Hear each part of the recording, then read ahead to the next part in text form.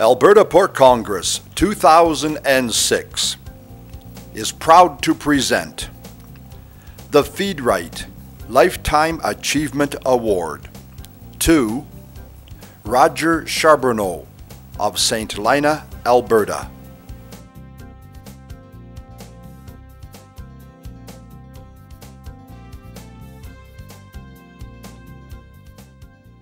My name is Roger Charbonneau, and this is my wife Pat. We've been running this family farm operation in the St. Helena area, northeastern Alberta, since 1975.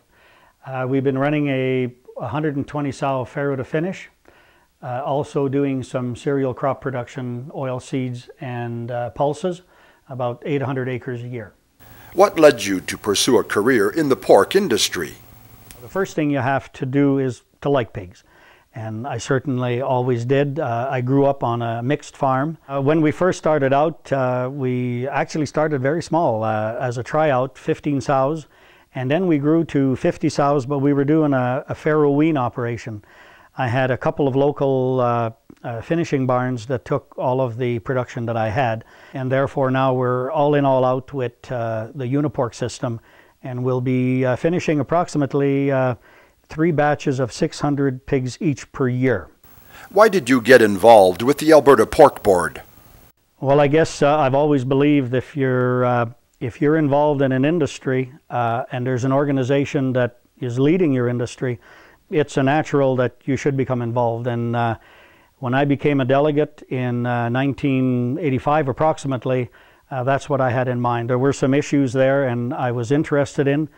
And I did believe if you're in that industry, there's 2 ways. You either follow or you get involved with the industry and try to contribute in whichever way you can.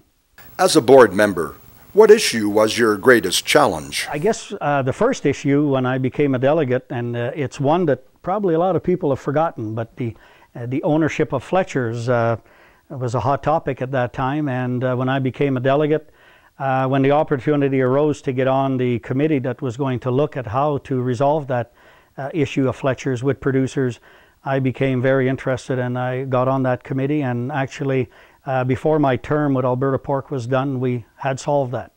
What are the most dramatic changes you've seen over the years to impact the industry? One of the most dramatic changes we've seen probably in the 10 years has been the restructuring of the primary industry from small production to excessively large production. And that has caused a lot of smaller operations to close down. Roger, what would you consider your most notable achievement? There is no achievement that's my own because I've always worked with boards of directors, 9 people. So if there is an achievement that I accept, it's on behalf of the people I worked with. And I've always maintained that alone you do nothing in an organization like we had. It had to be with a group. Okay then, what group accomplishment comes to mind? I guess one of the things that we accomplished, and it was right near the end of my term when I was chair of Alberta Pork, and that's when the single desk was eliminated in Alberta.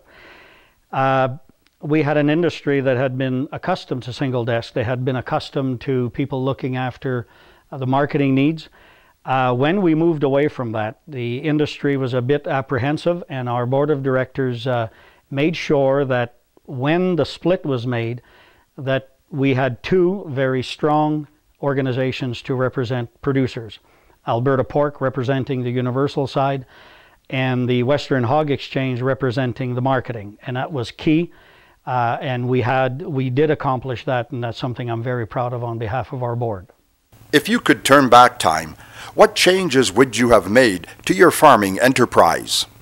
Personally, I certainly wish I could have expanded my operation in the years that I was working with Alberta Pork, looking after, the organizational stuff, to try to maybe keep my sons on the farm. But as I've stated earlier, they're both working in the industry and have good careers, but it's always a father's wish that maybe if only I could have grown and had them involved in my own operation.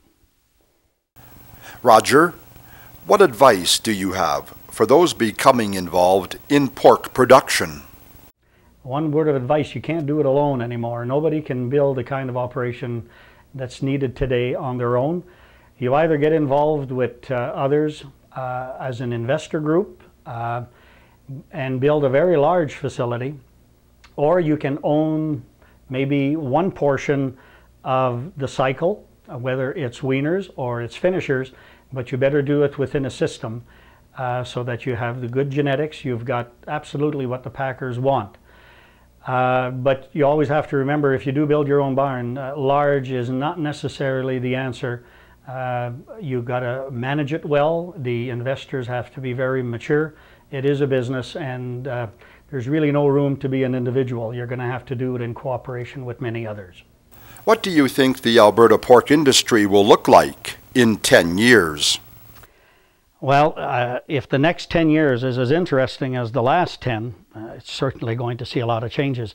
But I believe we're going to move even further into the vertical integration model that we see happening.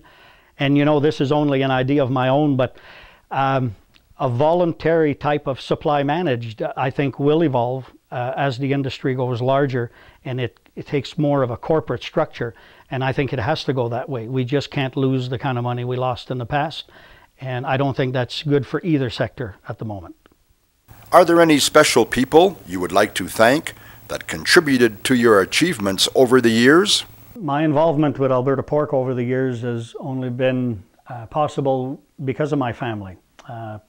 Pat and my two sons, Sean and Jason, basically were the ones who were doing the work on the farm while I was doing my organizational work with Alberta Pork. My daughter Chantel, of course, would take over the house duties whenever they were out doing the work outside with the pigs. So without them, none of this would have been possible, and to them I'll be forever grateful. Roger, what stands out most from all your years as a board member? What I'll always cherish from all those years of involvement have been the people I've met. That is something that you can't get out of a book, you can't get out of someone talking to you about. You have to experience it. The people have been supreme. They've been all good. I've met people that I will never forget, and hopefully in the next number of years as I travel about, hopefully, I can renew some of those acquaintances, and I do look forward to that. Congratulations to Roger Charbonneau, recipient of the 2006 Feed Right Lifetime Achievement Award.